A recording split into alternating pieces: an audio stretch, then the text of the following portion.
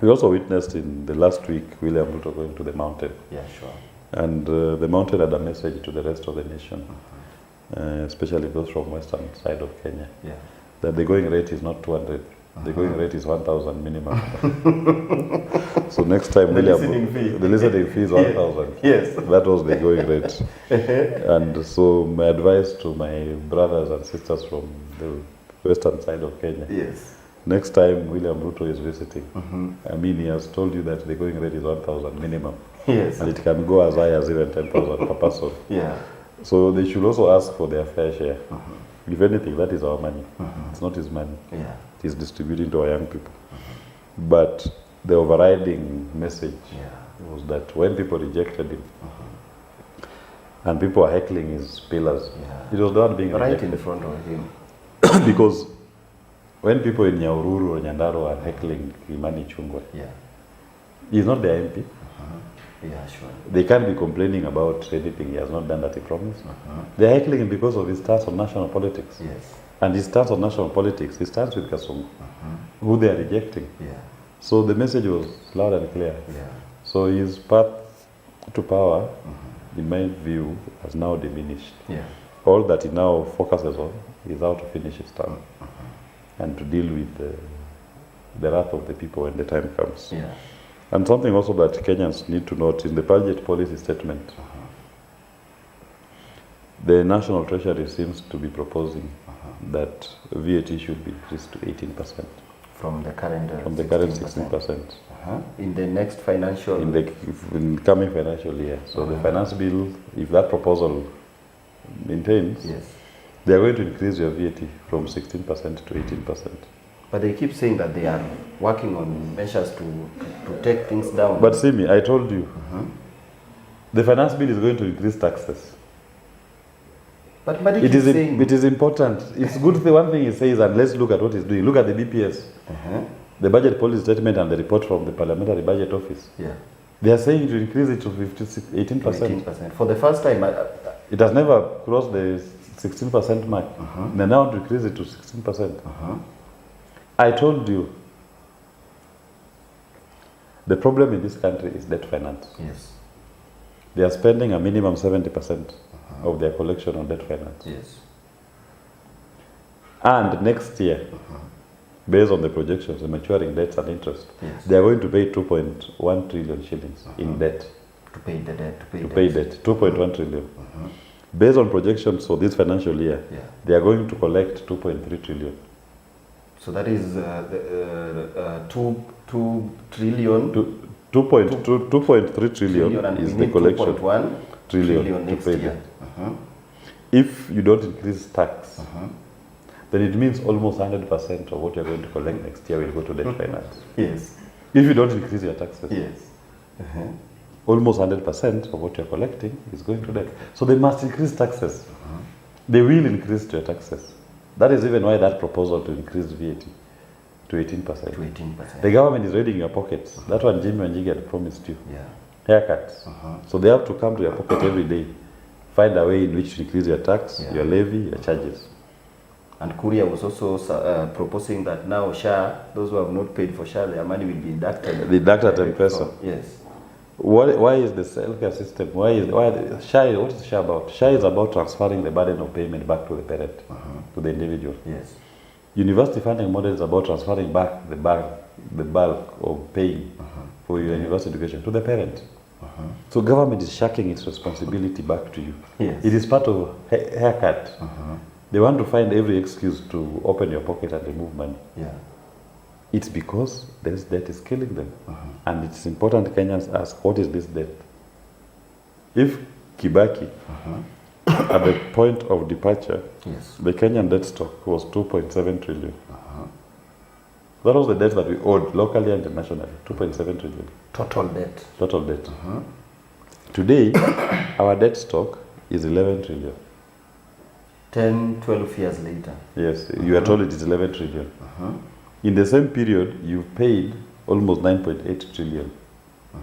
What is this debt you are paying that does not go down, just keeps going up? And which are these projects that are worth that much?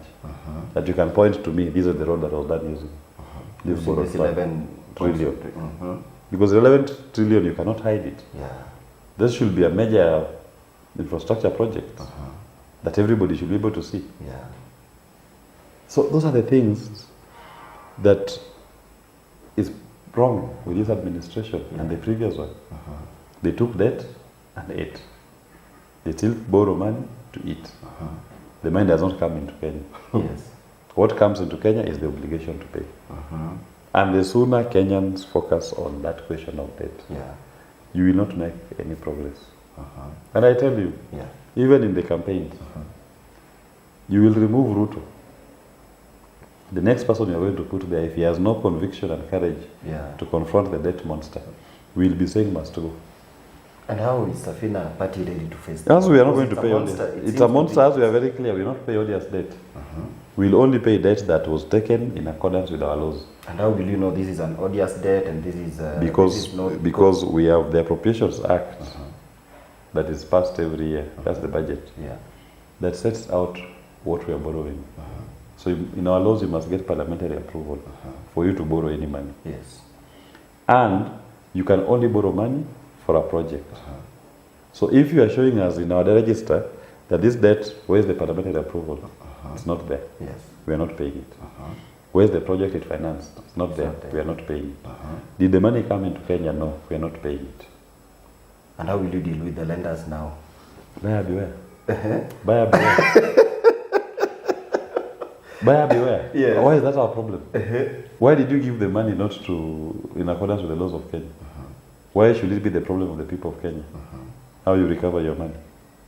And why do you think this debt is not reducing? Because if we have paid almost 9 trillion and we still have 11 point something trillion, at least we should be seeing its reduction. It's not, because it's a Ponzi scheme now. Our debt has now turned to be a Ponzi scheme.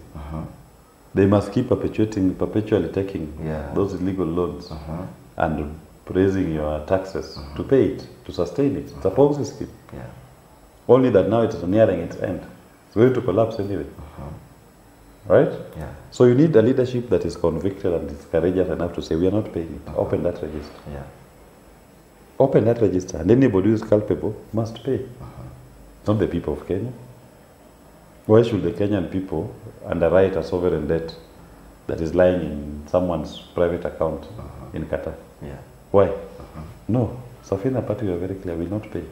And last 2 years or 3 years, and so when which Ruto administration has been in power, we have seen them trying to increase some taxes almost everywhere, but they still don't collect the money that they need. How will this 18%, what do you think about this? It's the Laffer curve.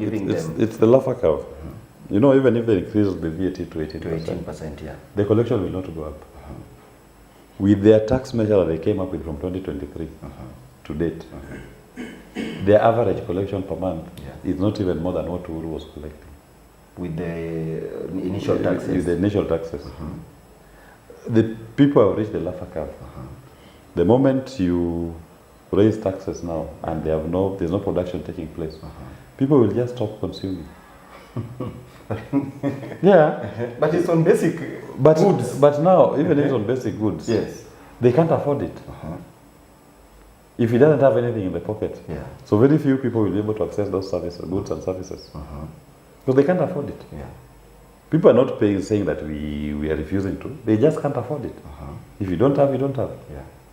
So VAT is largely a consumption tax. And the products that it's going to be levied on, people will stop consuming those products.